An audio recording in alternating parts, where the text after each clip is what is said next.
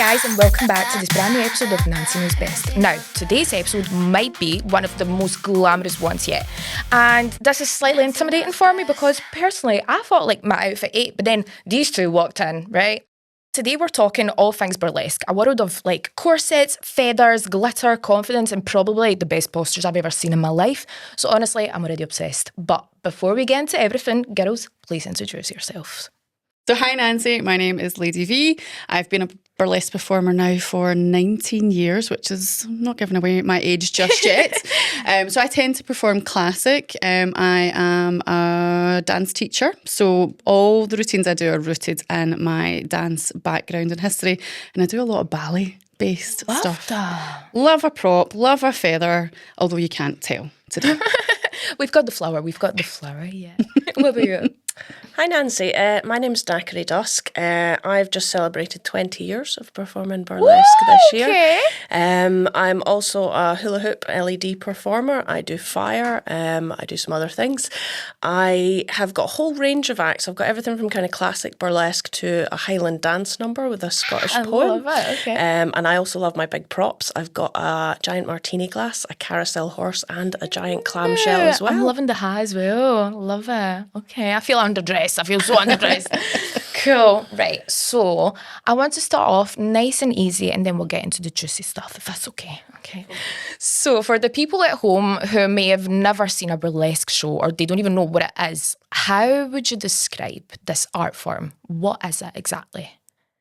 I think in the truest form, the definition of the word burlesque is a parody. So you're making fun of something or you're poking fun at something. And it was generally making fun of societal things at the time. But again, as industries move on, it takes on different forms. So you've got your classic, which was kind of from the late 1800s into what, the 1920s, 1930s, sort of like your pre-war eras. And then you've got a divide between the post-war eras and then from like the 60s and 70s onward where you had like the sexual revolution. And then probably the character that you're more familiar with for kind of my generation is Madonna. Madonna in the 80s was like massive, although she's not known for burlesque, but the fact that she was so feminine, so sexual and so obvious on media at that time was a big awakening. And I think the poster girl for modern burlesque is definitely Dita Von Teese. Cute.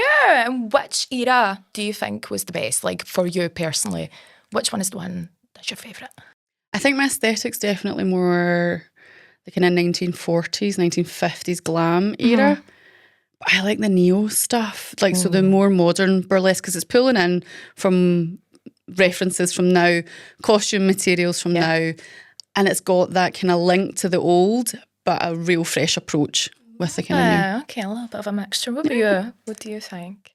So when I started performing, the company that I learned with very much focused on the kind of British burlesque, which was very different from American burlesque to begin with. So your British burlesque was, as Lady V said, the kind of parody thing, and it wasn't about taking your clothes off. Back in those days, kind of Victorian times, you might get ladies in tights, flashing an ankle, that kind of thing, but anything above and beyond that was a bit too risky. And it wasn't until it went over to America that a lot of people argue the clothes started to come off, and there's various sort of tales about how that happened and how it originated. And then we kind of went on through the 30s, 40s, 50s, 60s. It kind of, burlesque died down a bit with kind of strip clubs and stuff like traditional 70s burlesque, and 80s. certainly. And then people like Dita have done very well to kind of start the revival sort of in the 90s onwards. What I have found over all the years of performing burlesque, when I first started was in the UK, so it was very much being open to what we saw in the UK, and then I went and did some American festivals, and there was this whole extra level of real kind of Las Vegas Moulin Rouge type glamour and the sparkle and things, which back to 20 years ago I think was much bigger in the USA than it was here. But with the advent of social media, YouTube and things like that, when we started, it was so hard to research other acts because there just wasn't the volume of things online that you get these days. But because there is so much more crossover and you can see people from around the world without actually travelling, burlesque itself has just morphed and changed into so many different things. And so you have these days, you have people that do classical things. You have really niche genres like nerdlesque. Yeah. I don't know what that is. Literally focus on kind of geeky comic books, Stuff kind of like- MCR, like all those kind of Like a things. bit of anime about dancing. Yeah. So we've seen things like Iron Man as a burlesque dancer. Yeah. So all of those kind of things where you've got a bit of cosplay. I like and that. it's generally a bit kind of humorous. And Uh-huh. stuff. So you would never think that. No. Like, okay. So, That's and cute. then And you you've get got, that in like- the UK as well. Yeah, there are specialist shows that do that. There's kind of rock. I've done rock and metal burlesque nights as well. That's where my passion lies for kind of music. So it's just, I love burlesque because it can take in so many things. It's not just about feather boas and corsets. It's a really open art form that can take influence from so many different places and incorporate different types of performance. I've seen burlesque and pole dancing combined. I combine it with hula hoops. There are people combine it with aerial, like so many different things. It's just such a fun genre with so many kind of possibilities. Yeah, I love that. See, you would never think that. Like me personally, I just like thought the glamorous, the corsets. That's what I mentioned earlier as well. But then you are telling me Iron Man and this, and I love it. Cute. Okay, but see, because you mentioned like the strippers, like that side of it as well.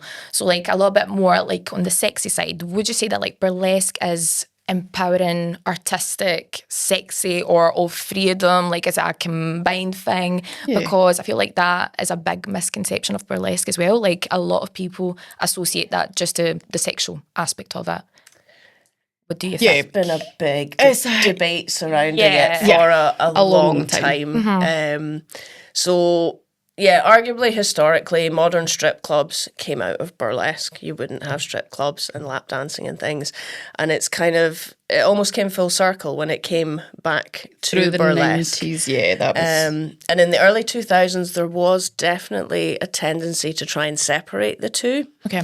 And burlesque was often kind of focused on as it's about the tease. It's not about the sex. And there was a kind of separation, but in the last 10 years or so, again, there's been much more of a push to bring them back together because in the modern day, I don't think one would exist Without the other. yeah. And there are many people who work in strip clubs and are strippers by definition that also do burlesque as a separate thing, but also kind of intermingled.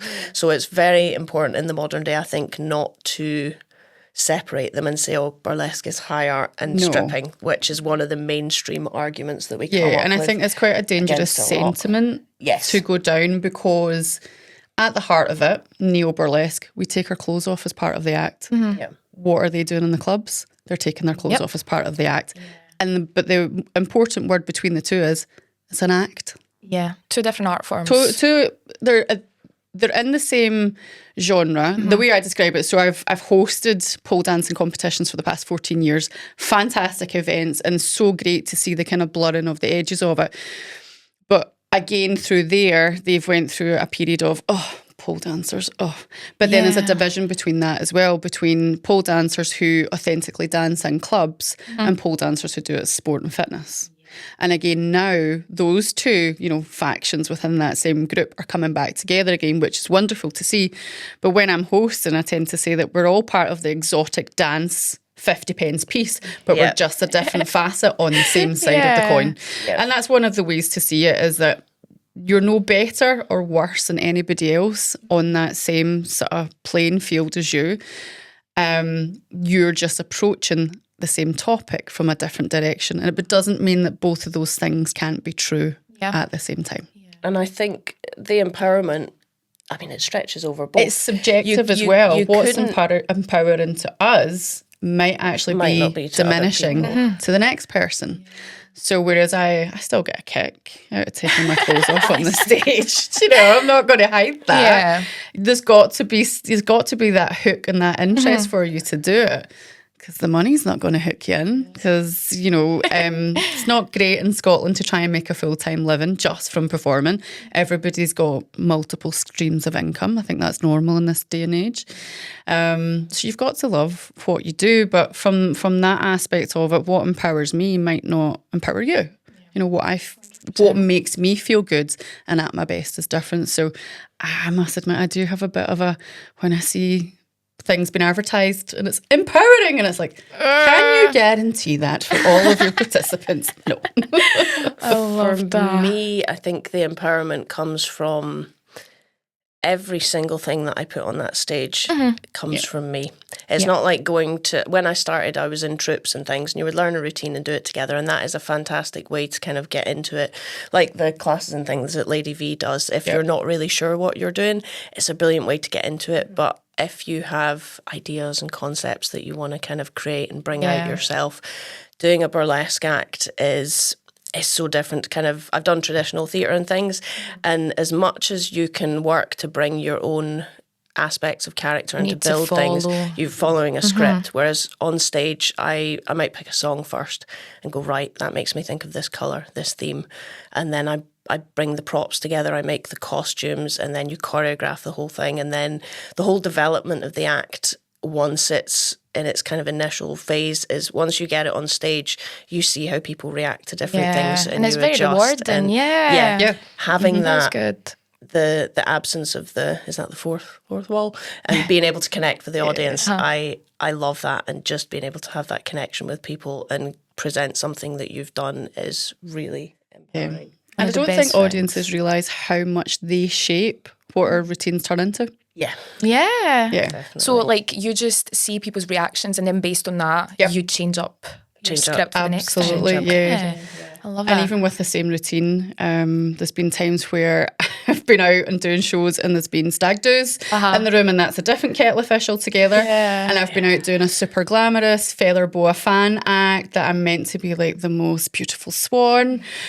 And I've had to change the tone of that very quickly to keep the stag do's interested and on board. So, what would you say was like the best audience you've ever had? Like, is it usually the men that react better, the women that react better, or like the stag do's? Which one is your favourite that you're like, yes, I'm going to love it? Not the stag do's? Okay, we hate the stag do's. We don't hate the stag do's. They have a purpose, and sometimes they pay. But no, the stag do's are probably the hardest ones to keep entertained because they just want flesh. Yeah. And our acts are a lot more than just that. Yeah, there's a lot. There's story nuance, and there's concept and there's nuances. It's not just about. And that's what they think. That's what they. So my personal favourites are. I've done some really high-end fancy shows in lovely big venues and stuff. My personal favourites are the ones with my fellow performers that I've been working with for so many years on the scene. Like Lady V runs a show in Glasgow, and I did it, was that a couple of years ago I did that for you, and just the backstage, all that kind of thing makes a show what it is inherently, not just being on stage and the applause and the things that come afterwards. So those kind of smaller, more intimate shows where you're working with the same group of people that you kind of know the whole atmosphere and kind of bubble around, that can be much nicer sometimes than the very high paid corporate events where you are there just to walk around and kind of be pretty. Those rooms can be pretty cold. Like the big corporate events, you're just there as a nice fancy decoration. And you are, They're not the audience that's primarily there for you. And they can be quite tough because the ego can get dented really easily. Imagine. But I'm the same as Daiquiri. I love shows where like I can sit in my seat and touch a dancer. Almost not that you're allowed to, but but it's like I like to see the detail up close. But as Daiquiri says, it's the backstage is what keeps you coming back for more.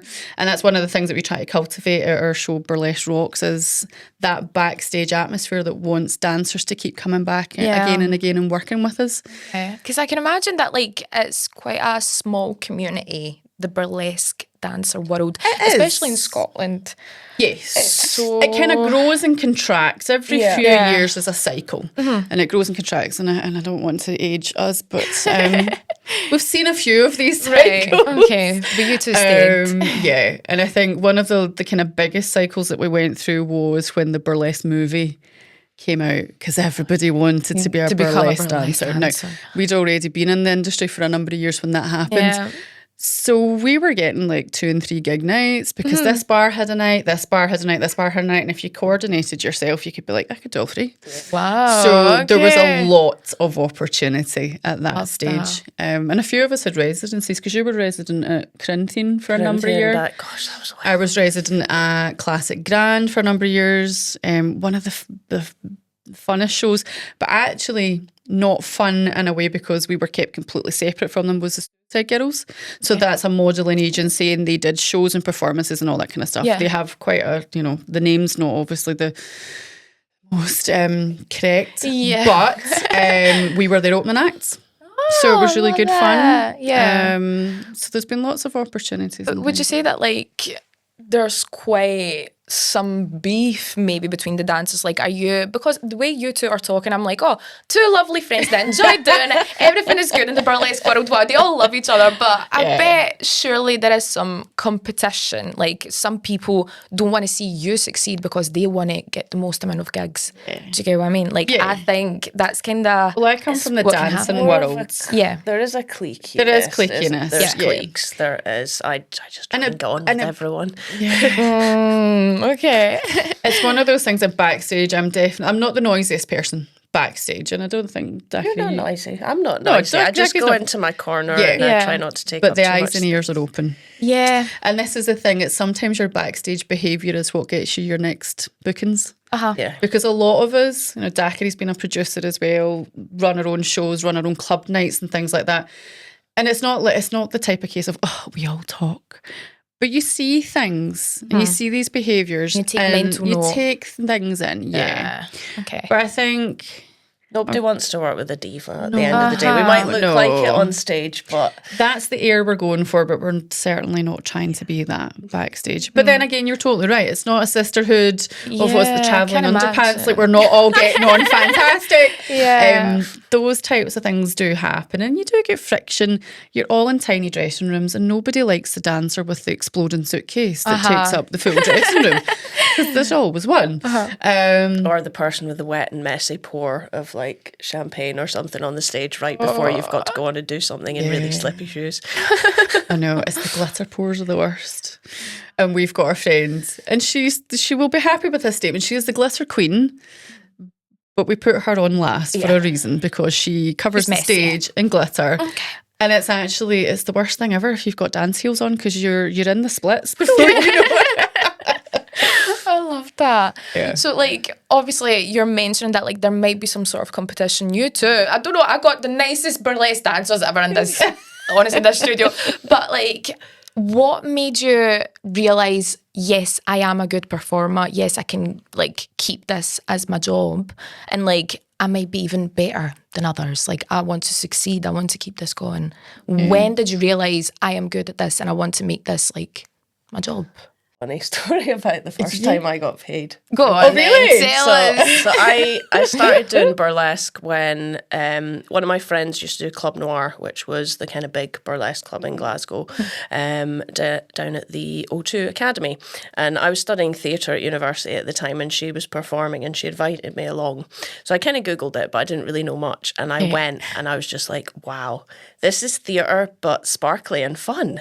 So I signed up to a class. I did some kind of beginner lessons. We did some troupe acts, and then I just signed up to like a competition for newbies. Went and did that, and I just enjoyed the creative process at that point. So I did about 6 months worth of gigs, and then I did one down in the 13th note in the basement, and I was basically the filler between a couple of bands. And at the end of the night, the guy came up to me and he was like, "Here's your pay," and he gave me 20 quid. 20 pounds. And I was just like, No. oh my God, you can get paid for this? Because you weren't at that point as a newbie. Right. And I'm just saying, nobody should be charging 20 quid right now. This was a long ass time ago. But that was the first time I realised that it couldn't be just a hobby. Yeah. So I was still at uni at that point. I started making the nipple tassels, costume bits and pieces. And as Lady V said, it's almost... I would say it's impossible to make a living out of just burlesque in Scotland.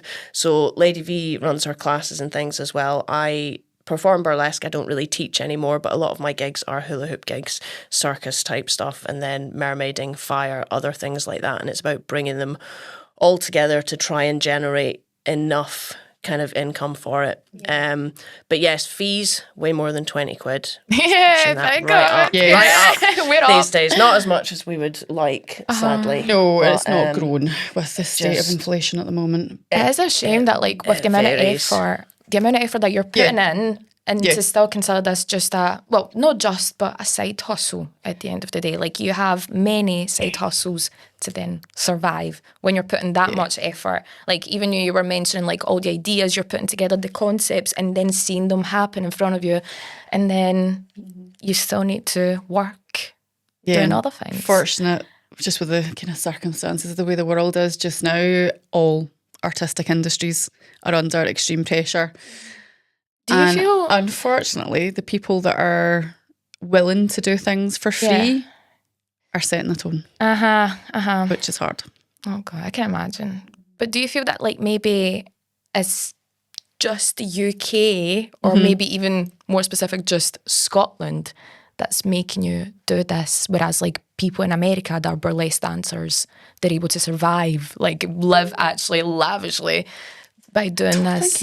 I mean, even Dita has side hustles. Dita just doesn't perform. She has makeup, lingerie, all these other things kind of going on. And I read an article recently, actually, which was basically about being a performer these days isn't just about being a performer. It's about having your own little business empire and having a finger Multiple in all facets. the pies in order to sustain it, because the live entertainment industry, I think, as a whole, is so subject to flux and kind of like so many external things can impact on it, like COVID. Shut everything down for a year and a half. We were doing online shows. Yeah, I can imagine live streams or my something. first live show back was in Queen's Park for like a summer festival thing. I did a hoop gig and I had not been on stage in a year and a half. And how did you find that? Like, were you still able to do the splits and this and that? Like, just it was weird good coming to be back, but but it was weird. Yeah. But it was very isolating during COVID because of just the scene and the kind of that you're used to seeing. But what can you do when there's a pandemic and the venues are maybe are another closed. one coming? You heard? Oh, no. It's happening. You're mentioning like these performances, like you coming back, the one where you got the 20 quid, happy for you. But have you ever had a performance that went so wrong that you were like, oh God, why is this happening to me right now? Like, I want to quit. I tried to put on a night in my own hometown and it was such a disaster that you know how when you're out and you can kind of feel that there's just a tension in the atmosphere that something's going to kick off. Okay. So we'd done all the bits that we had to do. We got paid by the bar. And then I was like, right, something's telling me, let's just go. Let's just all go. And as we were walking out the door, literally, a fight started behind us. I was like, right, ladies, move. So that's probably one of the worst. But there's been other things that's happened as well. We've had people ejected from shows because they were caught pleasuring themselves in the front row. Oh no. Okay. Yeah. Okay. That's probably the most disgusting one. And both of those So incidents what, they get happened like in Glasgow. fully banned, I hope? Or are they allowed to come back? No. Okay, They were right, ejected that's for the full fully, show. right, I okay. don't know if security took their picture and pinned it up on the They inside of the front should. door, but they weren't allowed back in that night. And it was like, both times happened when I was on stage. I don't know what it says about me. But it's that kind of way you're trying to perform and keep the face. Yeah, but you can see and it. then I can see something happening and you're trying to signal to security like, Come on. and try not to like, I know. Just look at the stop. car crash as it's happening, so those are kind of the weirder ones, but actually some of the nicer shows. Did a lot of work we did a couple of shows for swingers, their social nights, and so respectful, so defined boundaries, all of that kind of stuff. I was like, oh, that's Nice and I was like, fresh. this is a pleasant surprise. Did you ever recognise someone from the audience and you were like, oh shit, like how am I supposed to act now? Like just keep it going. Yeah, just something. Yeah, It does happen. Yeah. Old people from school. Especially if you're doing shows near your hometown, you're going to have people in the audience that know you. I had a show that we were doing in the town next to mine, people in the audience some boys that I went to primary school with. shouting out real names, not stage names, and it's like, but again, just make Just a need to joke keep of it it. going, yeah. Just make a joke of it. Acknowledge it. Right? Acknowledge it. Same. And I think I left the stage too. Oh, it's always the quiet ones. That's kind of true as well. It's the quiet ones. What about you? Have you had anything mad I don't happening? think I've ever had anybody jerking off in the front Oh, row, you know, but she's lucky. In one way or another. I think one of my earliest shows, I was doing a Motley Crue kind of 80s rock number, and I had a Jack Daniel's bottle that was full of apple juice, because you can't afford to be just throwing away pure spirits. Oh, yeah. And I did a pour at the end, and I spun the bottle like that, and the sound guy was right in front of the stage, and I wiped out his laptop and killed all the music. So that was pretty horrific. And then I had one where I used to double act with my friend Miss Hellsbell, who's now retired, and we did 1950s waitresses kind of thing. It was called Diner Dollies, and it had a cream pie fight in it as well as the burlesque aspect. And I must have dropped one of the cream cakes on the floor because I think we were taking something off at that point, and I stepped back into it. Oh, no. And I lost my balance, and honestly my arms were just pinwheeling, and it was slow motion, and everyone in the audience went and I somehow managed to right myself, and in my head you're just like, oh my God, and everyone was like, yes, just because I managed not to fall.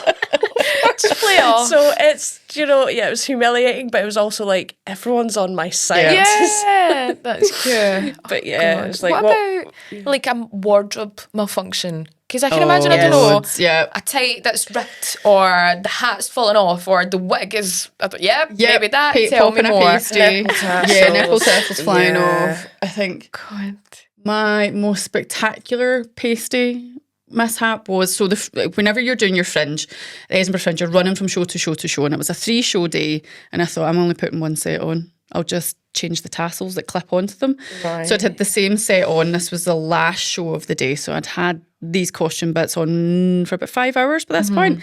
And the tape breaks down with heat and sweat. Yeah. And at the end of this particular act, I'm going hell for leather, shimmying my chamois. And it literally and I watched it spiral. And a guy in the audience went, love it. Did he keep it? No, I went and retrieved it. You're not allowed to keep stuff. It takes us too long to glue this stuff. Yeah, this was at the time where you could still buy Swarovski crystals, and I had used Swarovski crystals on it. So I was like, no, this is coming back with me. Yeah. God. But see how you've mentioned that, like, there was that guy that was jerking off in the audience. Yeah. Like, some people just, like, sexualise these shows a bit too much. How has that affected your dating life? Like, see, it's not affected mine at all.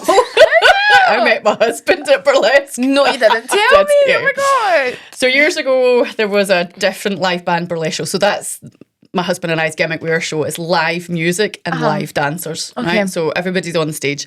So I actually met my husband because he was the bass player on the first band that we'd worked with. Oh. So I have a photograph of the night that we kind of met properly. We'd met at rehearsal beforehand. The rest of the guys are playing to their feet, looking down at the floor, and I'm at my big finishing pose at the end, hands up, partially dressed, and you can see my now husband. Oh, like that in the background. Like the very moment. The very moment. So the photographer, I'm love. sure it was a girl called Fiona, she just caught that moment. So I actually do have that photograph on the staircase up to my office. No! Next to your wedding photo. Yeah. Well, it was mentioned at the wedding. It made its way into the speeches. So yeah. So it's possible. Like you can have a relationship from there. But yeah. What about you? I see you awfully quiet. Also, technically, my partner at a gig, he's also in a band, and I was doing burlesque at it. Is this a thing? Like, it's just how it happens. It's like work. Maybe I should become a burlesque dancer, honestly. I think you should. And then that's me absolutely. sorted. Okay. Absolutely. I've got a show in September if you want to be. Perfect. I'll be there. But yeah, I think it's same way in most industries, you tend to meet partners or potential partners that you're working with. Yeah. Just they get it. Yeah. They get it. They do. And there is the thing with, like, I actually had not a partner related thing, but kind of relevant to this. I had a cleaner a few months ago coming into my house doing stuff, and she obviously saw all my wigs and my hats and things. And she asked me if I wear my hats and my costumes and stuff for my if I dress up for my partner. Okay. And I just burst out laughing, and I was like, do you wear your cleaning gear and like do a wee routine for your partner? And she was just looking at me, and I was like, it's work stuff. It's work. It's just work. It's for the stage. Like I don't, do you know, I'm not like doing the ironing at home dressed like this. So it's just, we do a performance portrayal of sexuality and things. But it is very separate from our personal lives and our kind of dating. And I think that's one of the things that the mainstream media don't tend to distinguish as much. Yeah. Like, you're not this, like, sexy girl I know. all the time. I think it's the right same. now, though. Yes, we are. Absolutely. Yep. But it's the same, like, if you go to lap dancing clubs, there's what, 3 in Glasgow now? Something like that. Do the dancers there date the clients? Probably not. Probably not. And it's that kind of blurring of those boundaries and where those relationships should start and stop that can be quite difficult. And I think difference with burlesque is our audience is, I would say, about 85% female. Yeah. And most of the men in the audience are there with partners. Are with someone else who's there, So it's not normally something that we have to put those firm boundaries in because they just kind of exist anyway. There's not that sort of blurring of things, whereas maybe if you were working in the kind of lap dancing clubs, because there is an opportunity to get up close and personal with the dancers there, some people could take things or could think they could take things too far. Yeah. Have you ever had anyone that was like maybe weirdly obsessed with you, maybe like sending you some weird DMs or like even in the audience like stopping you? At this point on social media, are you a female if you've not had an unsolicited dick pic sent to you? Oh, God. I've never had one. That's not an invitation. Request. Absolutely not. No. But no, I don't think I ever have. No. Thankfully. I've had one. But I've had some weird fetishy requests, to be fair, which, you know, like each what? to their own, but I'm just kind of like, no, thank you. Tell me one. Just very tame things like feet pictures. Feet that's pictures, a or would you normal send one me some nowadays. used stockings? Yeah. No. Well, how much? How much?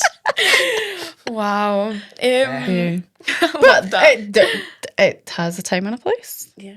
Yeah, some people want to do it. You never know. Maybe that might be another side hustle. The stockings down and the that. line. Yeah. Use them, sell them. Love that. Okay, I'll join you. I want to know if, like, maybe, obviously, like you mentioned, your cleaner asked if, like, you used maybe your performance skills in bed or something. But have you ever used your performance skills just in your day-to-day life? Like, I don't know, maybe being overly confident to try and achieve something, get something, a job or anything. I don't know, huggle something. Yeah. Not my skills, but definitely the confidence. Yeah. Like before I started doing burlesque, even though I was a theatre student, as a person who I am behind daiquiri, very, very different, very kind of quiet, don't like people, mostly hang out with animals. And burlesque allowed me to kind of access and build up another side of myself that was much, much more confident. So there are times in day-to-day life when I'm being just me and I think, what would daiquiri do here? And you can just kind of switch it on, and it's good. definitely, it definitely helps.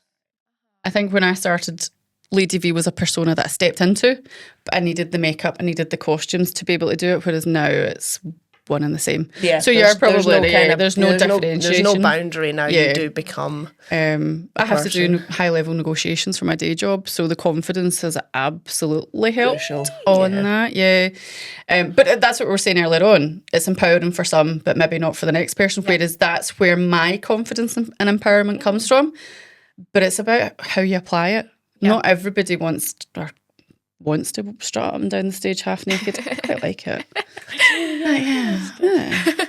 What would you say, like, obviously these are some nice aspects of the burlesque world, but like, what is something that maybe you find a bit exhausting, something that you wish like you didn't have to do? Social media. The social media, really? Because we're old. We're old. Well, when we started burlesque, Facebook had just been launched, right? Okay. Where I'm aging us now, sorry, Daiquiri. I got my first gig through Bebo. Yeah. I know. Wow. My first gig came through a forum because it wasn't. We had even one a group. forum. We There had was one one forum for the whole of UK. which was Ministry of Burlesque. And when we first signed up there, I think there was about 100 people throughout the UK all together. mad. Like And it was everybody tiny. And knew everybody knew everybody. everybody. Yep. And it wasn't until I went MySpace to Facebook. Yeah. So probably some of the oldest gigs came off of MySpace, and then Facebook, and then Instagram. And then I tried TikTok, and I am just too old to But it's hot understand. now. Yeah. My That's cat what it's videos do great on TikTok. My performance videos, not. It's really weird. Not so much. I teach in Bells Hill, big up the Bells Hill Bells, and I did a video showing, here is the front door of the studio. This is the staircase you walk up. 16,000 views in 3 days. So was them ones. Like, the ones that you just do quickly. Oh, let me just do it quickly. That's it. Viral. And then you've got like a costume and an act that you've spent like 100 Yeah. hours on, and it gets like 10 views. Yes. Oh, no. Just delete it, repost it. Yeah. Until it gets there. It's the constantly trying to keep up with what's the next thing. It's like, I just Yeah. want The to be... trends. Yeah. But I would say it's more difficult for the social media trends because they're so quick. And if quick. you don't jump on Every it, day. that's it, it's gone. But burlesque doesn't fit every single one of those trends. That's why. And it Like, you also can just, you tends can to make be it kind of fit. shadow Yeah. banned A new on niche. some we things. get Oh, shadow true. banned quite a lot. Okay, true. I wanted to make a TikTok later, but yeah, I don't know how we're going to do it now. I think you just have to not write the word burlesque. Yeah. Like you have to substitute one of the letters for something else so that they can. Yep. We'll figure it out. Yeah, we'll go viral. You're after probably this. better at TikTok than us. I was going to say we could probably get a wee Yeah, class later we'll on. make it. Love There's it. just so many social media platforms that I think you need to You need to be span trying across. to maintain. Like Facebook is for old people, but there is still a degree of work on there. And like the forum the group that you posted on when we were kind of putting this all together, I've got so many people on there. Then that is how they find the shows and stuff. But then Instagram is great for burlesque because it is so visual. Yeah. And just trying to be on there as well. And then if you've got your multiple income streams as well, if you've got different social medias for them, you're suddenly running 6 different ones. Well, and I trying went from having the class had one, I had one, the pasties and accessories had a different one, and then I was like, no. So it's all just under Lady V Burlesque because it's all me. Yeah. It's me driving the whole lot. So why An give myself the entrepreneur. headache? Yeah. I love that.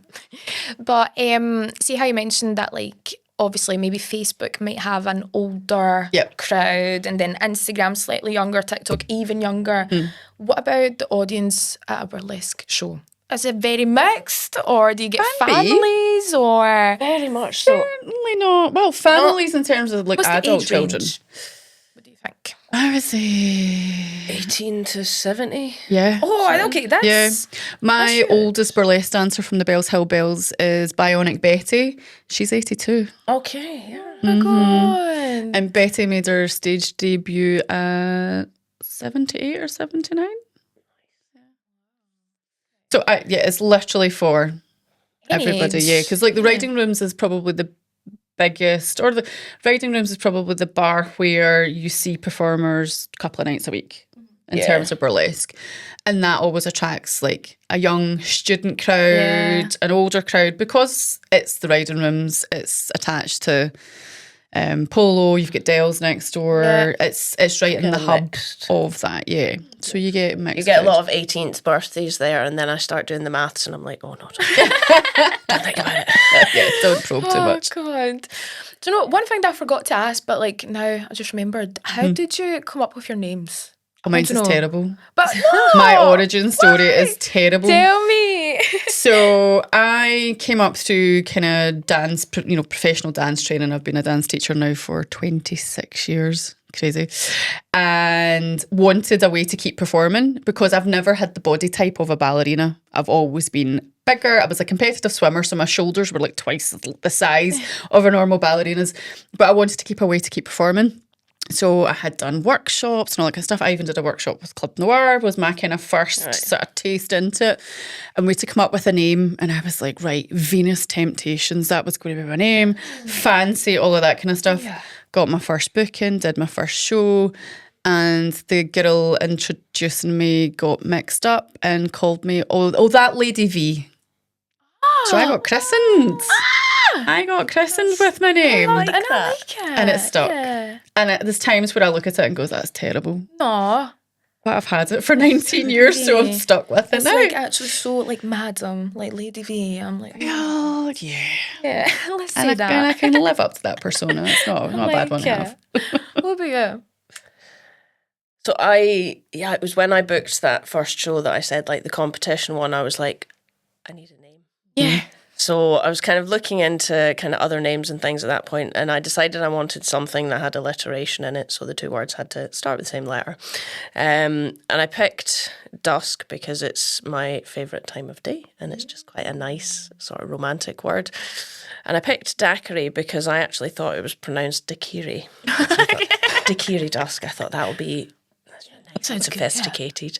And then I did one of my earliest shows in Glasgow, and they got my name wrong. So there was the way they pronounced What it, is it and with they people? got it wrong. So it was like blah blah blah blah, daiquiri duck. Oh no! So I'm like, first of all, why? Why would I? What? But yeah, like, look at me. daiquiri.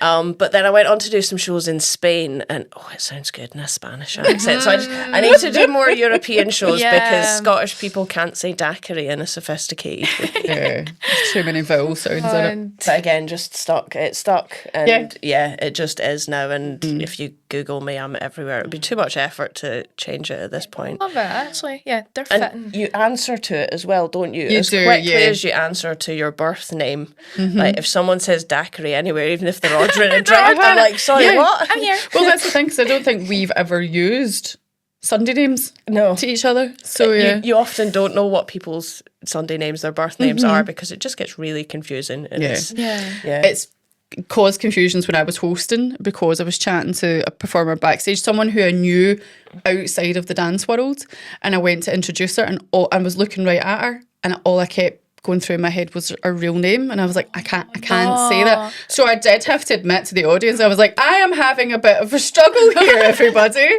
I was like, I went to say a name that I shouldn't be saying. Yeah. And then luckily it was a name that she could act out. So we had charades. charades at the side of the stage. And yeah, we It just worked out fine then. we just sort of made fun of it. Right, I'm a bit curious. Obviously, this is the first time you're meeting me. You've kind of got to know me, like my personality. You see how I look.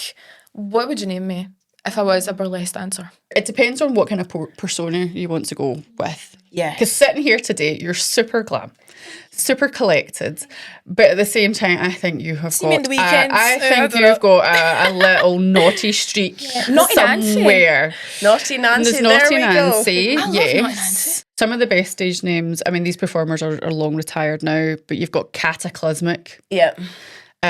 Carrie Vaughan, regardless, that was my favourite. She started around about the same time I did. There was, I think, possibly still going Titsalina Bum Squash. Titsalina Bum Down Squash, in England. Yeah. Right, let's do a little rapid fire round of questions, right, to kind of wrap up this whole Okay. session, right? We're going to get ourselves in trouble with this one. So whether it's like for performing or like just in a day-to-day life, heels or boots? You're talking to two Converse. gothic princesses here. I'm in Doc Martens today, but I do love a heel on stage. Heels on stage. Yeah. Converse, or cowboy boots. Love me some I cowboy love boots. cowboy boots. Yeah, they are good, and they're coming back. Like people have been wearing them nowadays. I It's the don't whole- even care what's in. No. I've What, got my you're- cowboy you're on boot trend now. collection. Yeah. now. It's She's the whole trendy. Taylor Swift and Beyonce references. Yeah. Right, I okay. hate Taylor I'm so Swift, out of I'm touch. sorry. So I don't like her. I'm sorry. What about best city for nightlife? Whether it's in Scotland, England, UK, anywhere. Like, where do you think you would have the best burlesque show? Can I say something controversial? Do that. Glasgow That's what I want. pre-COVID. Yeah. Because you could literally go out Yeah. every night of the week. Yeah. Whatever you were looking for, you could find. And it's just unfortunate since post-COVID, we've lost a lot of the good bars or good venues. Nightlife's changed in the past 6 100%, years. It really has changed. But then you've got fantastic places like Polo, Riding Rooms, Burlesque, Wonder Bar, Yeah. like all of these kind of places that still have shows. And then you've Regular got sleazies. entertainment, The yeah. one thing that like I really hate about nightlife, like I love boogie, like I want it, but when I say boogie, I mean like I'm gonna dance, twerk, jump, this and that. No one is doing it anymore. Like why not? Why not? Like, people are just singing along to Lewis Capaldi and Wonderbar, and that's it. I want to shake ass to Lewis Capaldi and Wonderbar. Is that okay? Like, Well, I don't get out to a burlesque Come show to a then, burlesque show. yeah, I feel like But we're yeah. missing that. I don't go out very often. When I do, it's a 3-day hangover kind of job because I make up for lost time. But yeah. When I go out, I absolutely dance. But again, yeah, I mostly go out when I'm performing. But if I go out for me, I'll be in a rock bar and I will be dancing. Yeah. Yeah. Okay. Okay. What about the most glamorous thing you own? So I still have my original underwear from the first couple of years when I was performing, and it's all Swarovskis. It's on them. I've had a few dancers asked to buy pieces, and I'm like, nope, that's my archive. Like, that's staying. Yeah, you'll pass it on. to your Yeah, child. but then we've got loads of big props between us because you've got martini glass. The I need to see it. You need to show me a carousel picture. horse. I will show you pictures, yeah. What's like one thing that maybe the audience would never expect? Something that like you might do before a show or like after a show. Maybe you're superstitious, a little ritual.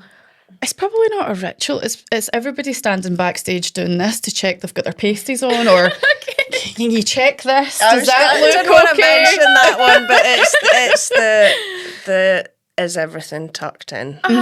Because, you know, sometimes the audience are down there and you're up there and there's a limit to how Angles much you are want them to important. see. Yes. Yep. Right, to wrap it up, I do want to ask you like one last question. Okay. So, as you look ahead, what's kind of the legacy you want to leave in this burlesque world? Like, what do you want people to remember about you specifically? And also, if you have any advice for someone, aka me, I'm going to start in September apparently. Good. Any advice for me if I want to start burlesque? So teaching's a big thing for me because I've been a dance teacher for a million years now. And creating the next generation, or having a hand in helping the next generation of dancers come and find love for the thing that I love. Do you know, passing that on in an authentic way is really important. But also creating the next generation of dancers that are able to go out and get booked and elevate the art to wherever it goes next, because there's trends and fashions and everything. And for me, I just want to have a nice long career. I don't want to stop doing this anytime soon. You know, it's still interesting. I still got a kick out of going on stage. I'm not out multiple times every weekend, but life takes over. And as you said, like it's constantly changing as well. So maybe like adapting, creating new shows. Yes, absolutely. The best advice for other performers and for those starting out is go and see shows. If you've got shows on your doorstep, go and see them. If not, hit up the socials and go around and see what's out there. There's some fantastic performers out there doing really weird and wonderful things.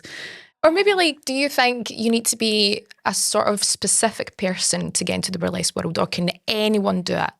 Burlesque as a whole has certainly neo-burlesque has always focused on trying to be very kind of body positive, especially because we grew up in the 90s, and at that time obviously there was like the Kate Moss slogan, Heroin chic. nothing tastes as good as skinny feels. So burlesque is very encompassing of all different kinds of people, both body shape, personality, Interests. sexuality, race, so many different things. Burlesque tries to be welcoming to all these different things, and even boylesque. Boylesque is a thing which it wasn't back in the historical days of burlesque in the way that it is now. So there is a whole segment for that. So as a performance, as an art form, it is open to so many people if they have creativity and ideas that they want to channel and just build into something that might not necessarily fit in to dance or circus or another more narrowly defined genre. And because so much of burlesque takes place in the cabaret world, burlesque and cabaret are different things, but so many cabaret shows have burlesque in them. We don't do a lot of shows that are just burlesque. There's always usually a little element of something else in there. You were explaining it to a 5-year-old, maybe like me, what's the difference between burlesque and cabaret? Like what? So burlesque is your kind of striptease performance type stuff.